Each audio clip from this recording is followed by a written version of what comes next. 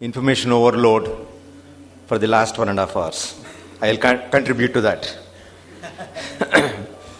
So I just want to share with you this article from Lancet that's quite dated. While we keep talking about statistical evidence and clinical evidence for our patient care, this article talks about personal significance of what significance is it to the patient that you're talking about is what is important. Another article from Lancet talks about the death of a personal doctor. Essentially, we are becoming super and super specialists, and I will refer to this once in another slide, that we have lost touch with the patient as a human being as to what are his fears, what are his worries, and what are we doing, and how can we reassure him. We talked at length about our fears of potentially missing a blinding disease and being responsible for that patient's blindness. But on the other side, even if you diagnose somebody as having a glaucoma suspect, that patient has to live with that fear of blindness for the rest of their lives. How much do we consider that before we start labeling people as having glaucoma with the red disease and things like that is something that we need to remember. So as far as patient-centric care is concerned, the contribution of the doctor is threefold. Evaluate the research evidence, explore the patient's philosophy of health, and deliver an opinion based on the synthesis of the two. So while we can't do that, the real life situation is probably something like this. 50% with glaucoma in the best developed countries are undiagnosed with the disease. The disease is not diagnosed. In our countries, it is close to 90%. 50% on treatment do not have the disease. 50% of glaucoma that is recently diagnosed is missed by one of our colleagues who have seen them, and they were probably cataract centric. And 50% of our patients who are advised treatment actually don't take it because, as Harsh was pointing out, we don't talk to them enough and tell them what the disease is. So why do we do these things? I think one of the main reasons is what I call as a leap of abstraction. And what can we do to improve? Probably dealing with the level of uncertainty of our own knowledge, a better communication with patients, and probably some kind of an introspection. I'll touch upon those things. So the leap of abstraction, as far as I am concerned, is overemphasis on individual risk factors and failure to integrate the complete clinical picture. A lot of it was alluded to. I'll show you some examples. And probably undue enthusiasm for whatever is the latest in the market. So we talked about the fallacy of intraocular pressure measurement with applanation tonometry, and we also talk about reduced corneal thickness being a risk factor. So this patient had all his intraocular pressures measured with a Schiot's tonometer, and he also had a CCT which is 485 and 480. And these are the disc diagrams that were drawn by us, and the visual fields apparently had some changes, because of which he was put on Mysopt, Travatan and Alphagan, all the available drugs.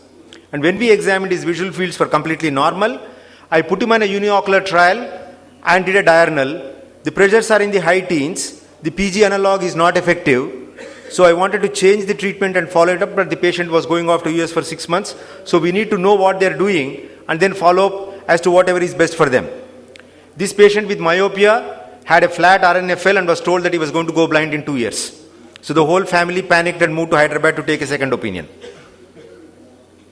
This young girl of 13 years, these are the visual fields that I have done, and these are the disc photographs that we have done, had an OCT which is abnormal, and a corneal thickness which was 480 microns, and has undergone an SLT already in a developed country.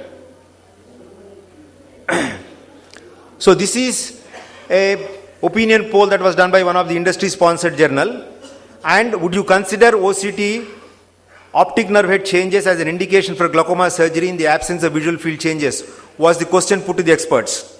So a colleague from a different country, the answer was, when in doubt, the glaucoma surgeon should opt for surgery because IOP target achieved by medical therapy is not sufficient.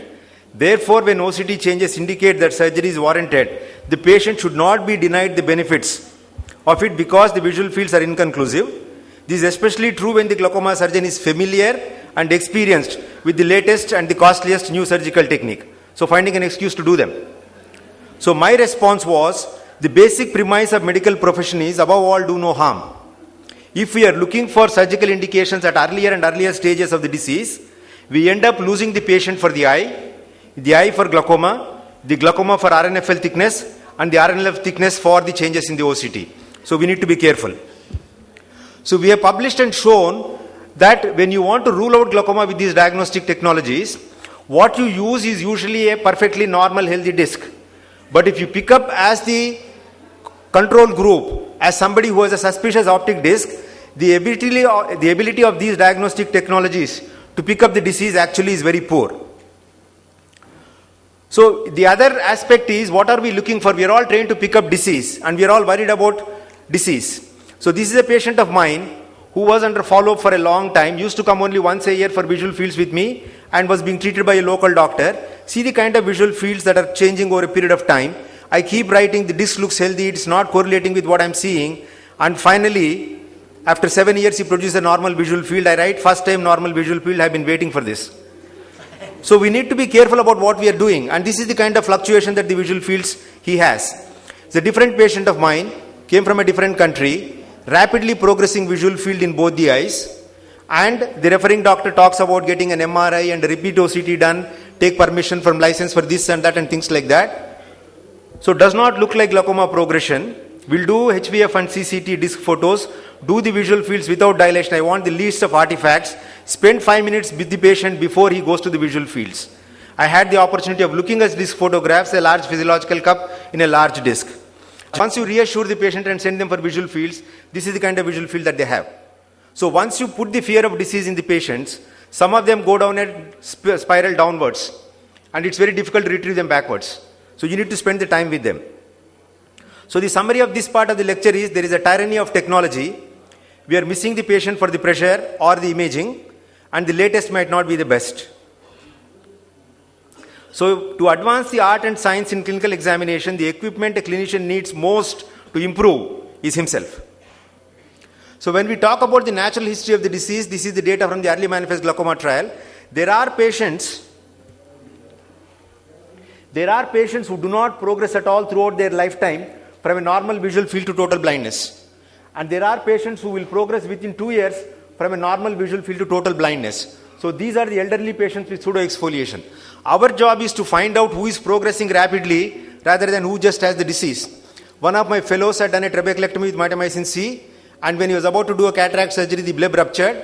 And when I was trying to repair the bleb, with the radial, the scissors that I was spreading, the sclera was tearing radially.